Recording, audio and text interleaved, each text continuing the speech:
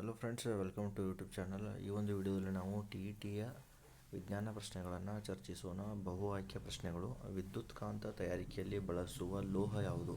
ವಿದ್ಯುತ್ಕಾಂತದ ತಯಾರಿಕೆಯಲ್ಲಿ ಬಳಸುವ ಲೋಹ ಮೆದು ಕಬ್ಬಿಣ. Next question. ನೀವು ಕಾರೊಂದರಲ್ಲಿ ಚಲಿಸುತ್ತೀರಿ. ಇದಕ್ಕಿಂತಂತೆ ಸಿಡಿಲು ಬಡಿದು ಆಗ ನೀವು ಮಾಡುವ ಮೊದಲ ಕೆಲಸ ಯಾವುದು? ಕಾರನ್ನು ನಿಲ್ಲಿಸಿ ಹೊರಗೆಸೆಯುವುದು, ನೆಲದ ಮೇಲೆ ಅಂಗಾತ ಮಲಗಿಕೊಳ್ಳುವುದು. ಪ್ರಶ್ನೆ 3.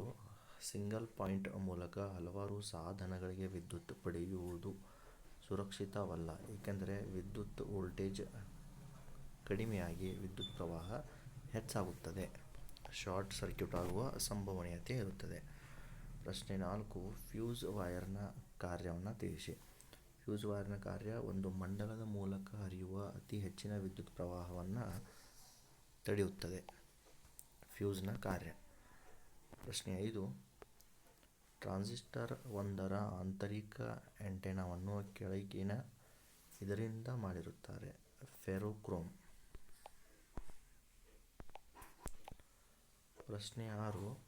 ವಿದ್ಯುಚ್ಛಕ್ತಿ ಅನುಭೋಗದ ಪ್ರಕಾರ ಈ ಕೆಳಗಿನವುಗಳಲ್ಲಿ ಯಾವುದು ಸರಿಯಾದ ಆರೋಹಣ ಕ್ರಮ?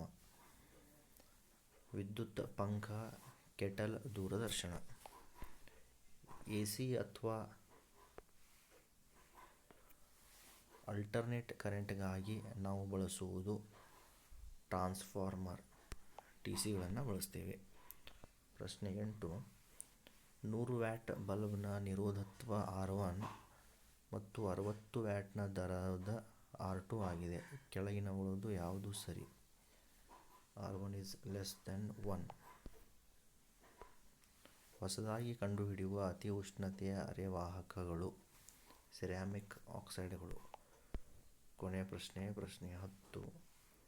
ಒಂದು ಸ್ಥಳದಿಂದ ಇನ್ನೊಂದು ಸ್ಥಳಕ್ಕೆ ವಿದ್ಯುತ್ ಶಕ್ತಿಯ ವಿತರಣೆಯನ್ನು ಹೆಚ್ಚಿನ ಪರ್ಯಾಯ ವಿಭವಾಂತರದಲ್ಲಿ ಮಾಡುತ್ತಾರೆ, ಏಕೆಂದರೆ ವಿದ್ಯುತ್ ಶಕ್ತಿ ಅಪವ್ಯಯ ಕಡಿಮೆ ಆಗುತ್ತದೆ.